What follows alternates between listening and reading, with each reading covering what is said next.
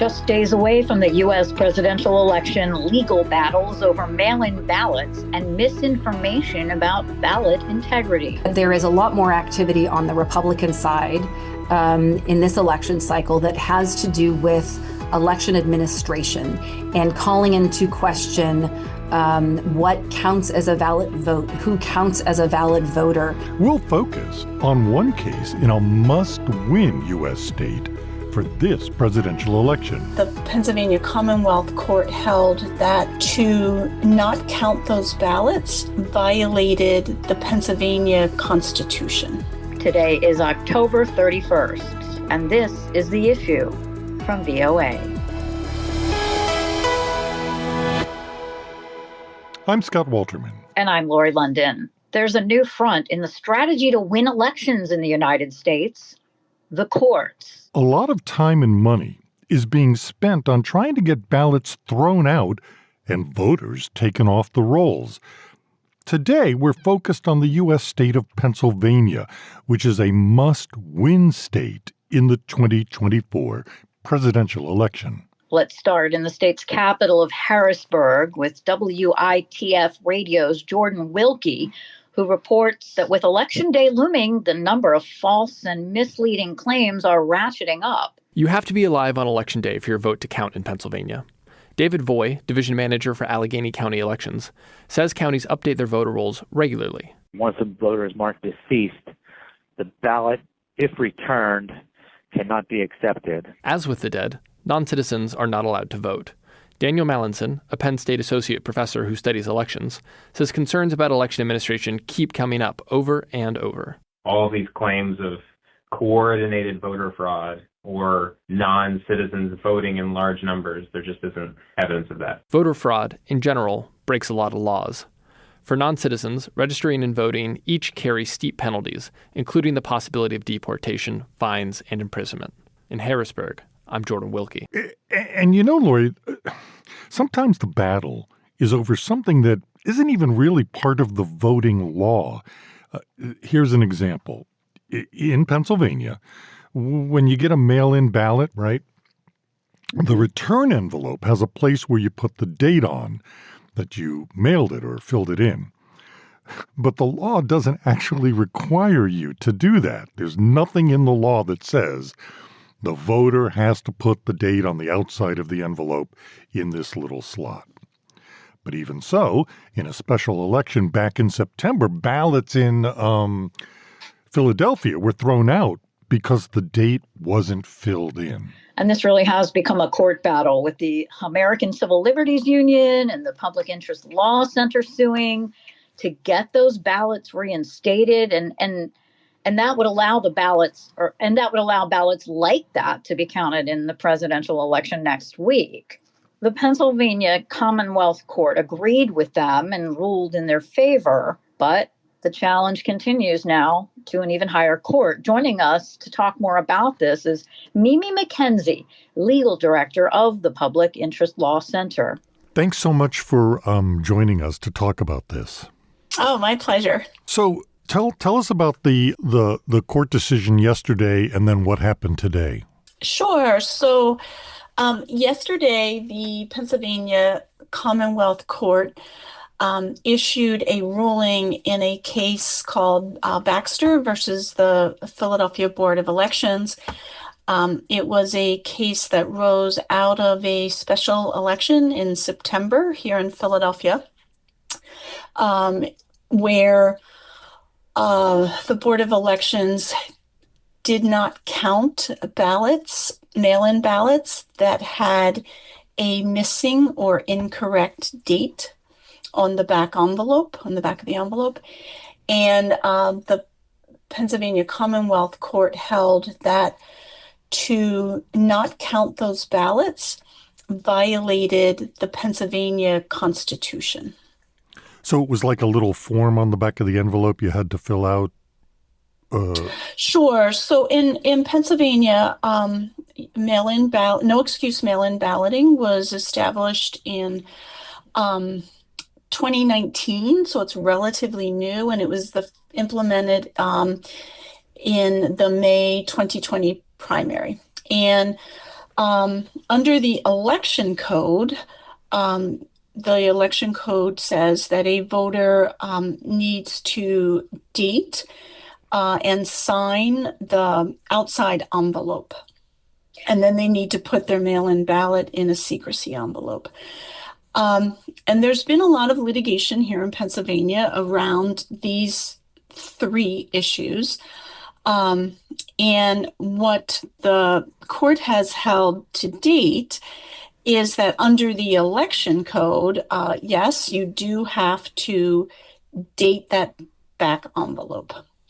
But over the course of all of this litigation, the one thing that hasn't been disputed is that this date on the outside envelope serves no purpose.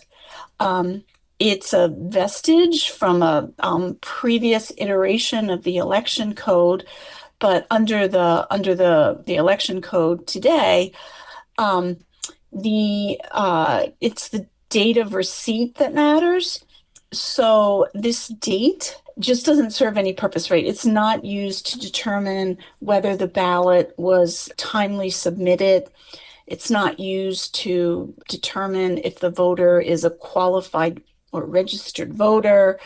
It's really just a vestige from a previous iteration of the statute. So it has no substantive purpose. But what would the motivation be for not wanting these votes counted when they don't necessarily know what these votes are? So we actually filed this lawsuit on behalf of a couple of voters in Philadelphia whose ballots weren't counted in this special election. And the argument that we have been making, and we've made it in earlier cases, trying to get the court to grapple with this, is to refuse to count ballots based on this meaningless date requirement is a violation of the Pennsylvania Constitution, specifically the Free and Equal Election Clause, which provides that voting is a fundamental right. And so in a variety of different formats, we have been trying to get this issue decided before the election. And kind of ran into different procedural obstacles here and there.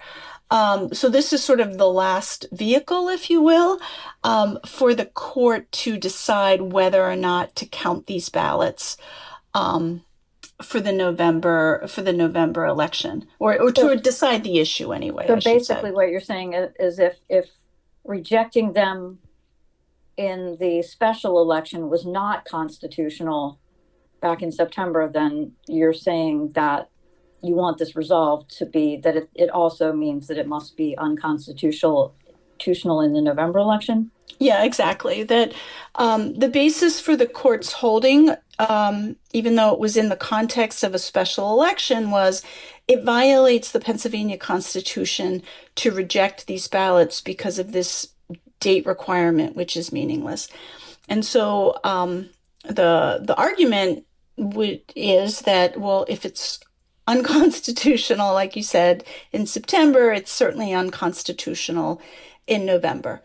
So the court, of course, their order relates just to the special election, but now today, the Republican Party, which had intervened in this Baxter case, is now asking the Pennsylvania Supreme Court to essentially stay the decision of the Commonwealth Court and issue an order that would say that, for the November election, you should reject these ballots that have a missing or improper date on the envelope. And they're doing that they think, because there'll be a greater number of Democratic votes with this issue? Well, that's a really good question for the RNC, but as I'm sure listeners are aware, mail-in voting has become a very political, partisan issue, and I think that the data would show that more registered Democrats vote by mail-in ballot than registered Republicans.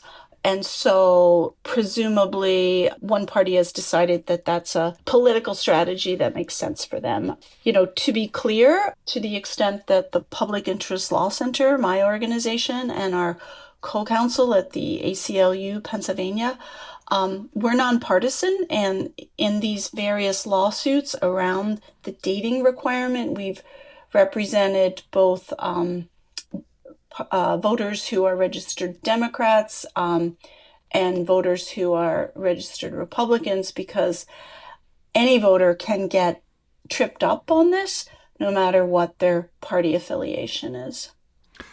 I assume there are other legal actions going on in Pennsylvania revolving around ballots, yes? That's correct. What are some of those? So the other two lawsuits that our organization, the Public Interest Law Center and the ACLU Pennsylvania, are involved with also relate to this issue of mail-in ballots. So as I was explaining, there are these various reasons why a mail-in ballot can be disqualified. One is if you make a mistake on the date. The other is if you forget to sign the ballot. And the third is if you forget to put your ballot in the special secrecy envelope. Many counties in Pennsylvania, if a voter makes that type of mistake, will actually reach out to the voter by email, sometimes even a phone call, to let the voter know they made a mistake, and they'll let them come into the election office and fix it before the election. Or the voter can always go and vote a provisional ballot at their polling place on election day. And so the other two lawsuits kind of relate to that issue. One of the lawsuits is this case called Genzer versus the Butler County Board of Elections. That case is focused on the issue of if a voter makes a mistake on their mail-in ballot, and so that ballot's not going to count, and then they go to their polling place on election day and they vote a provisional ballot, that provisional ballot should count. And the Pennsylvania Supreme Court just a couple of days ago ruled in favor of the voters on that issue. That's now being challenged again. It was the Republican Party that intervened in the case. They have now filed an application with the U.S. Supreme Court to stay that decision, allowing these provisional ballots to be counted. And then the other lawsuit, we're actually still waiting for the Pennsylvania Supreme Court to decide it. And this is the issue around what kind of notice, if any, does a board of elections have to give a voter who makes this kind of mistake? And this case is CCJ versus the Washington County Board of Elections. In this case, focuses on the issue of when a voter makes one of those three disqualifying errors that I mentioned, under the procedural due process protections that are in the Pennsylvania Constitution. Does a board of elections have to let a voter know that they made that mistake so that the voter could at least try and salvage their vote by going and voting this provisional ballot at their polling place on election day? I know you're in Pennsylvania, and there are we are expecting a lot more of these sorts of lawsuits back and forth to ramp up in the next week, including, we just had a federal judge in Virginia yesterday order the restoration of more than 1,600 voters to its voter rolls after the state removed them, allegedly being non-citizens. And then the U.S. Supreme Court overturned that. So there's a lot of angst and concern that these sorts of things are efforts to basically suppress voters.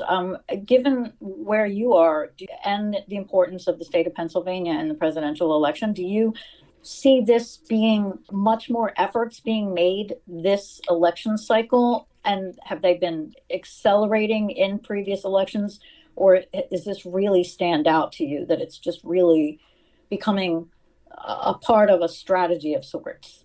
Yeah. We certainly had a lot of litigation in 2020 as well in Pennsylvania. I would say prior to 2020, no, you didn't see this as much litigation. And there are obviously a variety of reasons for it. I'm sure that's right. To some extent, it's become to a large extent, maybe it's become a political strategy. Um, there also, as I said, mail-in voting in Pennsylvania is relatively new. And really, since 2020, there's been quite a bit of litigation around these mail-in ballot requirements because the election code itself is not a model of clarity in every way. And all of us are human and can make mistakes on some of that paperwork. And a lot of the mistakes, if you will, have nothing to do with whether it's a valid ballot, whether you're a registered voter, anything like that. So I think for any groups like our clients who are supporting access to voting, we should be trying to enfranchise voters, not disenfranchise them. It's so important for everyone to have every registered qualified voter to have access to the ballot. We are seeing other efforts here in Pennsylvania, like there have been a variety of lawsuits being filed around the voter registration rolls. To date, all of those have failed. And then we're also starting to see some issues around challenges to mail ballots on the grounds that voters are no longer qualified to vote in Pennsylvania. So there's starting to be some challenges filed at the county boards of election. There are groups out there that use the National Change of Address database, which is not a good measure of whether or not someone is actually a resident of Pennsylvania. Someone might put in a change of address in that database because they are, with the Postal Service, because they're, temporarily relocating for work or school or something like that. And you have groups now running that NCOA database against the mail-in ballots that are being returned in Pennsylvania, and they're filing challenges saying, oh, well, this person put in a change of address to Delaware. They no longer should be able to vote in Pennsylvania, when the reality is they might just be there temporarily, or maybe they have a second home as a vacation home, but their primary residence where they vote is Pennsylvania. So there's issues like that percolating up too. But at the moment, no sort of massive litigation on that front. The boards of election are dealing with those at the local level. And the bottom line is, as you say, I just want to understand, is that so far it appears, for the most part, the courts are ruling on the side of the voter's right to vote. Certainly, that's been our experience to date at this point with the 3 affirmative cases that we're involved with around mail-in ballots. We've probably not heard the final word from the courts, as the case around notice, we're still waiting to hear from the Pennsylvania Supreme Court. Now this case around provisional ballots they're attempting to take that to the U.S. Supreme Court, and we are going to, I guess, hear pretty soon about what the situation is with the ruling around the undated or misdated ballots in the Baxter case, because obviously the court has asked us to respond very quickly, and we would expect to get a decision on some of these issues. But certainly the intermediate court, the Commonwealth Court, has clearly and loudly stated that they think it violates the constitutional rights of these voters to not count their ballots when that dating requirement is a meaningless paperwork error.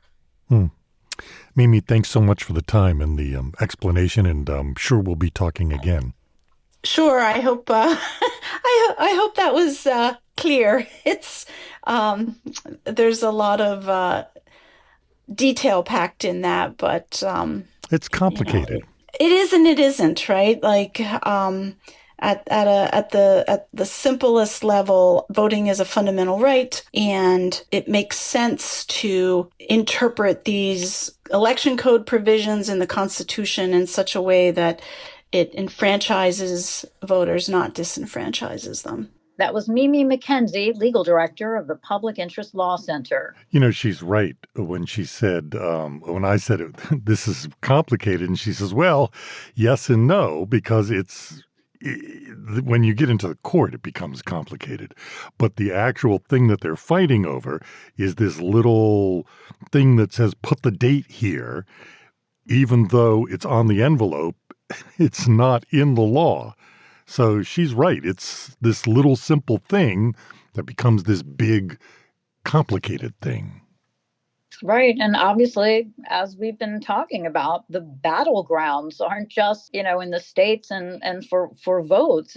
It's becoming the legal strategy of potentially getting less voters that are not maybe in your favor off the ballot. So I know we're going to be talking a lot more about this in the coming days ahead of next week's election. But it's certainly a new frontier for us, the escalating situation of legal fights instead of just sort of, okay, this person won.